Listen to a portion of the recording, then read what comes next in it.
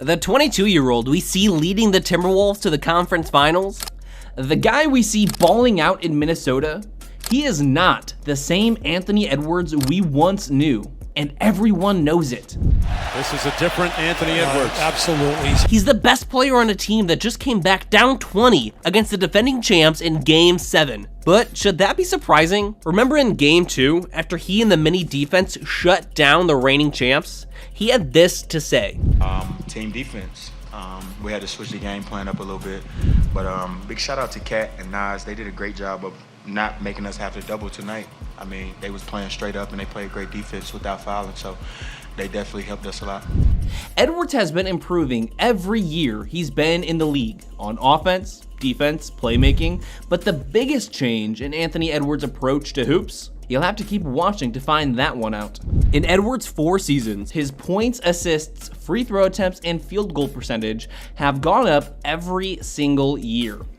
This season, he had career highs pretty much across the board, and he just debuted on the All-NBA second team. A pretty rare feat for a 22-year-old. Do you think he'll make first team next year? Let us know in the comments. His playmaking is so much improved. No one's confusing him for a point guard, but the ball runs through him now rather than to him way more often than it used to. The way real superstars play. After Game 7 against the Nuggets, he said, You suck, you got 4 points at the half. It's more to winning a basketball game than just scoring. I hope y'all know that. That's maturity. For too many young hoopers, if they aren't scoring, they aren't affecting the game. Anthony Edwards has matured in the way he plays when the ball isn't going in. But way more important than that, his team is winning ball games. That's why you draft guys number 1, right? In only his 4th year, 22 years old, he led the Timberwolves to 56 wins, 3rd in the West. As a 3 seed, they just shocked the Nuggets in round 2 to make a run for the finals. How often do you see a guy drafted number 1 overall improve to this level by year 4? LeBron made the finals in year 4. D Rose won MVP in year 4. Paolo is killing it with the 5 seed Magic this year. But outside of that, not much. Okay, DeAndre Ayton, you technically are on the list of number 1 overall picks to make the finals in your first 3 years. But be real, that barely counts. The point is, Edwards is blasting off to levels even his biggest fans only dreamed of, and way ahead of schedule. This year, maybe his most notable improvement has been on the defensive end. Out of Georgia, he was an insane athlete and scorer, and everyone knew him for his competitiveness. But like a lot of athletic guards in today's NBA, he didn't give too much thought to the defensive side of the ball. Sure, he was a fine defensive player, but not nearly as good as he could have been. This year, he is putting that athleticism to good use. One of the best two-way players at his position in the league right now. He's way less Harden, Luka, Westbrook, and way more MJ, Kobe, Wade. There are 2 sides of the ball, you know, and Edwards has remembered that this year. Anthony Edwards' commitment to defense is just a huge transformation. I mean, this Minnesota team, Edwards has been so much better, and no wonder why. We are not the only ones who have noticed Edwards' commitment to defense. That's why his coolest highlight from this season is a game-winning block. Maybe you see that a couple years ago, but in this version of Ant, you're way less surprised, and that means something. Although, you know what? That was not Edwards' best highlight. This is on the short list of best in-game dunks this decade. This is the Ant we hoped for, but never really expected, and it only goes up from here. You know what part of Ant's game we didn't expect? Well, just keep watching to find out. Edwards' commitment to defense is way more than just caring about both sides of the floor. It's about giving full effort constantly. There's the soon-to-be classic story of Warriors coach Steve Kerr calling out Edwards pre-draft, saying he wouldn't take him number 1. Sure, Kerr saw the athleticism, but Edwards just didn't work hard enough. Last summer, Kerr ended up coaching Edwards for Team USA, and basically said the same thing. Kerr kept Edwards on the bench, saying there's no shame in that. Dwayne Wade came off the bench in 2008 to back up Kobe. That's fine, Edwards thought, but he looked around like, there ain't no Kobe here. So Edwards worked and he worked, and eventually it was undeniable. He wasn't just a starter on Team USA, he was the go-to guy. Before he came, I thought I was like working hard. And like when he came, I was going through the drills and he kept stopping them like, that's all you got, that's all you got. And I'm like, bruh, I'm going hard as you want me to go. Like, what you want me to do? I'm sweating crazy. He like, man, you got to see Steph and KD and Clay work out. And we went to dinner that night and they still was continuously telling me like, you didn't work hard enough. Like if we had the #1 pick, we wouldn't take you. And I was just like, damn, that's crazy.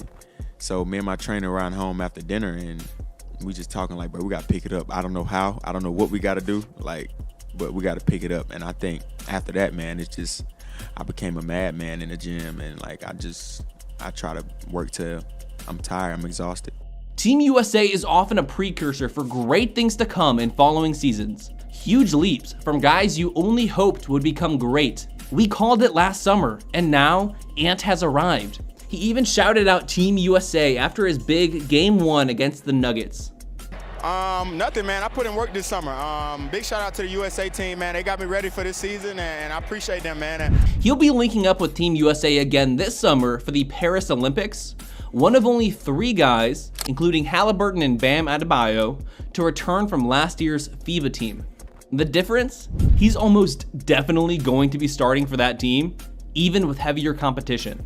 One of the guys who will be joining him is Kevin Durant, Edwards' idol. Not that you'd know, given how he just eviscerated him with this dunk.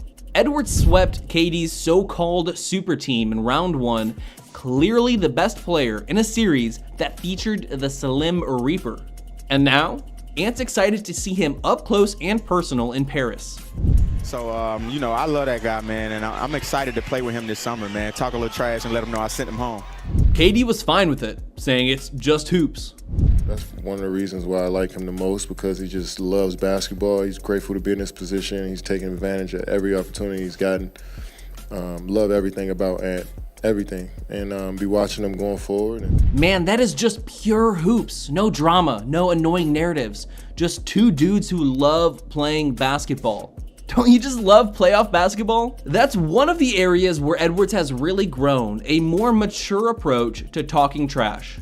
It might sound silly, but there's a difference between childish players who talk trash for the sake of looking tough. I don't care, he's old. And players who talk trash because they're so competitive. They're so in the moment that they can't help it. That desire to win, to lead his team to greatness, you need that in a superstar, even when he's hurt. And in playing defense, trying to get over the screen, looked like he might have planned. Oh, he rolled his ankle on the foot of Bradley Beal. Look, you gotta protect yourself out there, and it's not fair to expect guys to play when they're injured, especially if it could get worse. But fighting through minor pain, like a rolled ankle, that's more than physical toughness. That's mental toughness, a maturity of mind and spirit to fight through whatever comes his way. That also means never backing down, even when face to face with a certified psycho. Draymond's talking to the wrong guy. You're not gonna make him back down. Now, it's not like he's pulling cheap shots or, I don't know, flinging a ball at a fan or any other fake tough guy things, but Edwards will not let a player who thrives on instigation and chaos mess with his mindset. That's mental toughness.